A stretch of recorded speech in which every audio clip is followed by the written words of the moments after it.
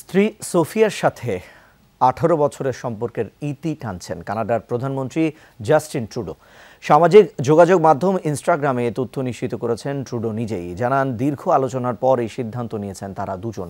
পোস্টের পরে কানাডার প্রধানমন্ত্রী কার্যালয় থেকে এ সংক্রান্ত একটি বিবৃতি দেওয়া হয়। সেখানে বলা হয়, ট্রুডো দম্পতি বিচ্ছেদপত্রে স্বাক্ষর করেছেন। 51 বছর বয়সী জাস্টিন এবং 48 বছর বয়সী সোফি 2005 সালে বিয়ে করেন। তাদের 1.5 যুগের সংসারে 2 ছেলে ও 1 মেয়ে রয়েছে।